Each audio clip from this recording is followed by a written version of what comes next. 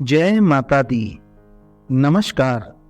अद्भुत प्रेरणा में आपका हार्दिक स्वागत है।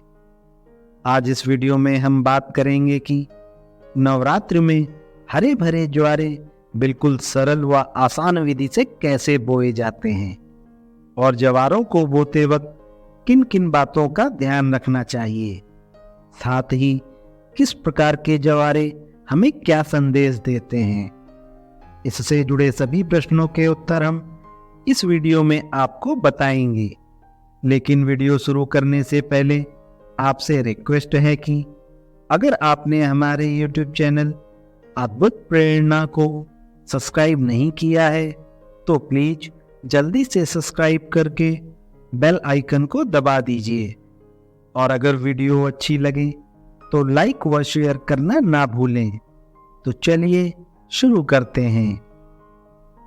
नवरात्रि का अर्थ होता है 9 रातें। यह हिंदू धर्म का एक प्रमुख त्योहार है जो 9 दिनों और 10 रातों तक चलता है। इसे देवी दुर्गा की पूजा के लिए मनाया जाता है, जिन्हें शक्ति या माता के रूप में भी जाना जाता है। माँ दुर्गा को बुराई पर अच्छाई की जीत के प्रतीक के रूप में देखा जाता है।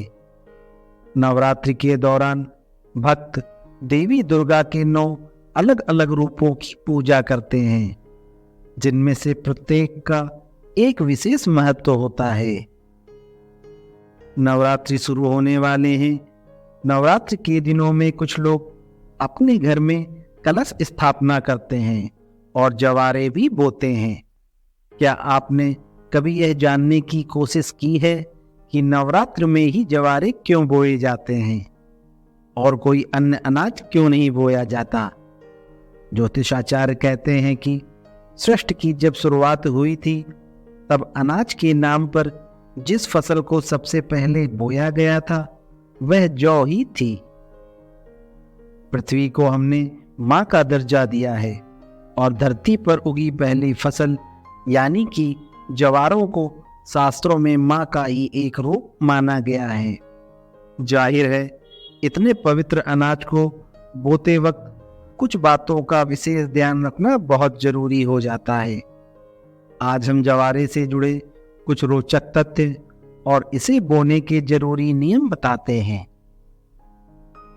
कैसे बोए जाते हैं हरे भरे ज्वारे? अलग अलग घरों में जौ बोने का तरीका भी अलग अलग होता है।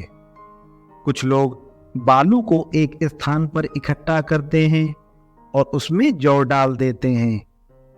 कुछ ही दिनों में बालू में हरी हरी घास उगने लगती है। वहीं कुछ लोग अलग से मिट्टी के पात्र में बालू या मिट्टी डालकर जौ बोते हैं। ज्योतिष आचार्य जी कहते हैं कि जिस स्थान पर आप जौ बोने जा रहे हैं उसे पहले साफ करें और वहां चावल डालें। इसके बाद आप मिट्टी का एक पात्र रखें।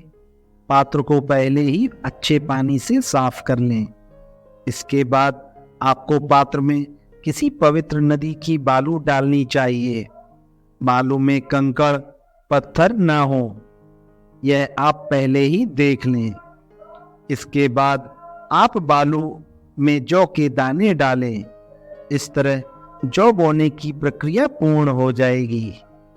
अब आप चाहें तो इसी पात्र में कलश स्थापना कर सकते हैं या फिर अलग से कलश स्थापना करें। अब आपको 9 दिनों तक जौ वाले पात्र में नियमित जल अर्पित करना है। जौ बोते वक्त इन बातों का रखें ध्यान। जौ का पात्र वहीं रखें जहां आपने कलश स्थापना की है और देवी माँ की प्रतिमा या फोटो रखी हुई है।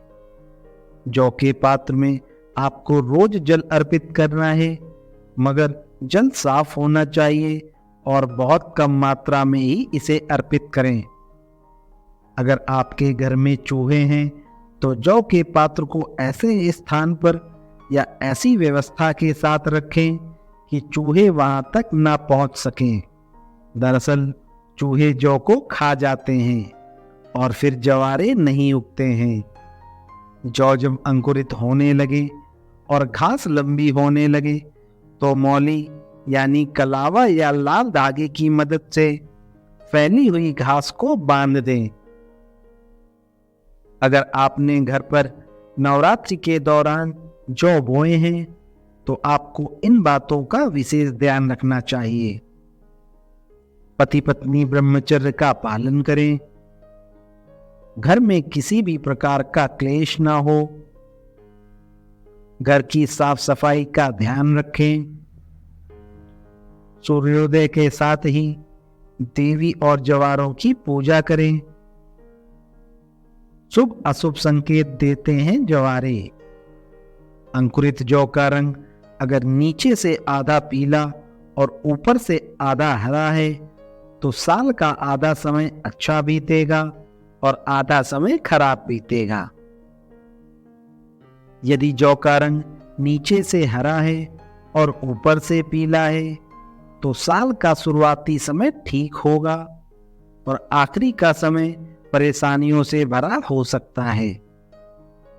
यदि जौ सफेद या हरे रंग की उगती है तो यह शुभ संकेत है। अंकुरित होने के बाद जौ की घास अगर झड़ रही है या टूट रही है तो यह अशुभ संकेत है। मुझे आशा है कि यह जानकारी आपके लिए उपयोगी साबित हुई होगी। नवरात्र की हार्दिक शुभकामनाएं। अगर आपको यह जानकारी अच्छी लगी हो तो वीडियो को लाइक करें और चैनल को सब्सक्राइब करें। ऐसी ही अन्य वीडियो के लिए जुड़े रहें अद्भुत प्रेरणा से। धन्यवाद।